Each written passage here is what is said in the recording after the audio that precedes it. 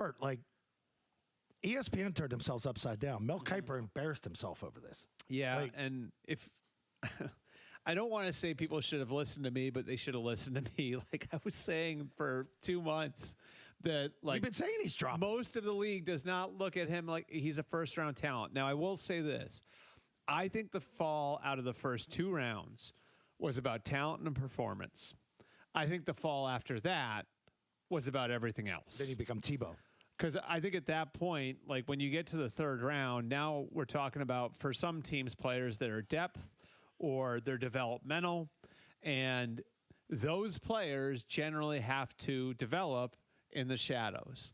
And this was the case. I mean, we've seen a zillion cases of it. But did you see what he did yesterday? Your backup quarterback, they want you to blend in with the furniture. It's why Jay Cutler didn't have a second life as a player. It's why Cam Newton didn't have a second life as a player. It's why, again, like why I think Tim Tebow, or at least part of the reason why Tim Tebow and Colin Kaepernick, after it had been deemed they are no longer starters, had trouble finding jobs. It's so like I think there is that. And then there's the way he handled the process, which he handled the process like he was a top 5 lock.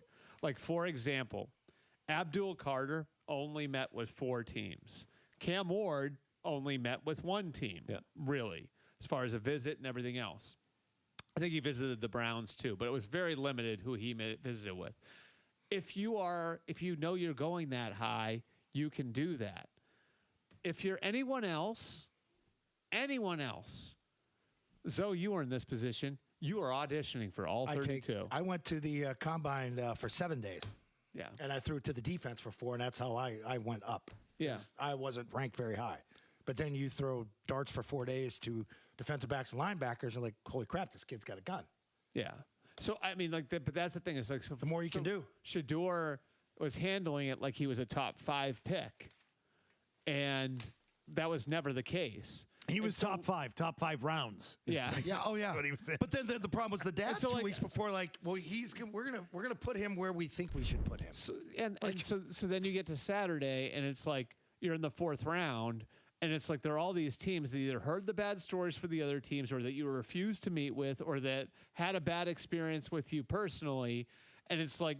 Now or have no need for a quarterback. Right. There's So like, teams that don't have need one. Now like the amount of teams that are willing to do it has narrowed. Plus, by the way, like if you were going to bring him in based on his reputation, wouldn't you have wanted to sit down with him first if you're going to introduce that into your quarterback room or into your locker room and find out what he's all about? But he wasn't personality. But he wasn't handling his process that way. So like that's why. How many teams did he meet with? I don't know what the total number, but I can tell you stories of teams like that were. I mean, Colin Cowherd had the one on the Giants. Dayball and the Giants story seems to be leaking all over the place. So if you pay attention. I'll give you another one, but the Giants one, like, so there was they give players an install, and there are mistakes intentionally put in the install, and he didn't catch them and got called on it, and it didn't go well after that.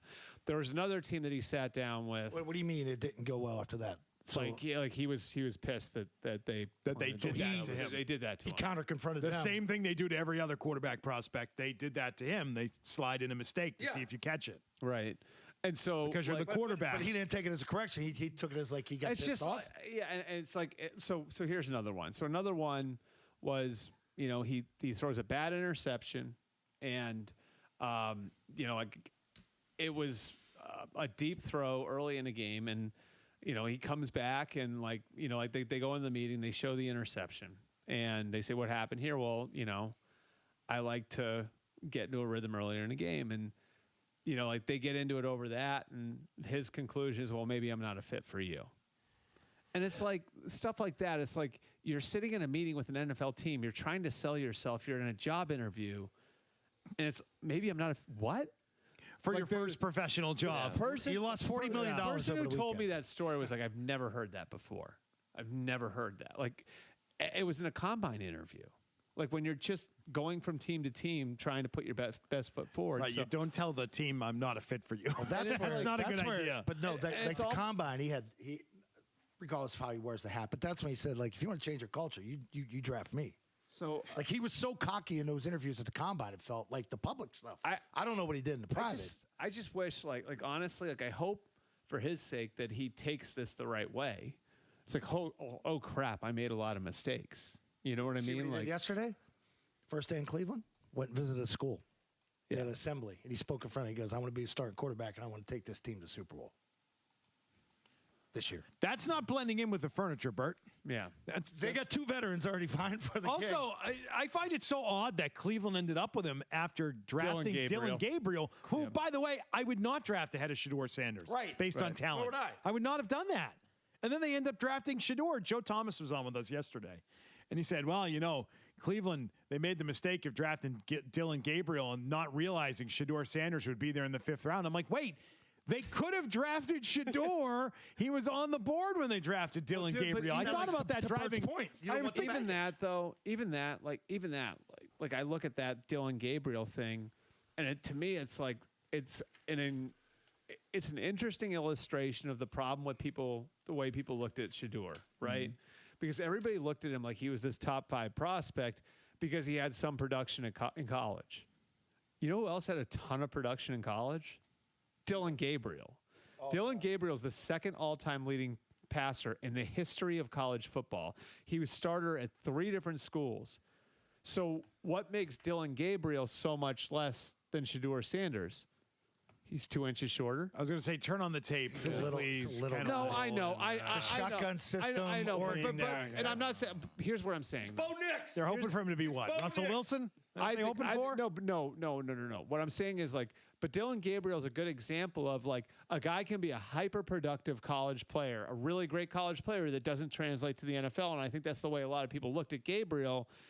Yet they had trouble wrapping their head around the idea that the same sorts of things might apply to Shedeur Sanders. All right, Bert Breer with us.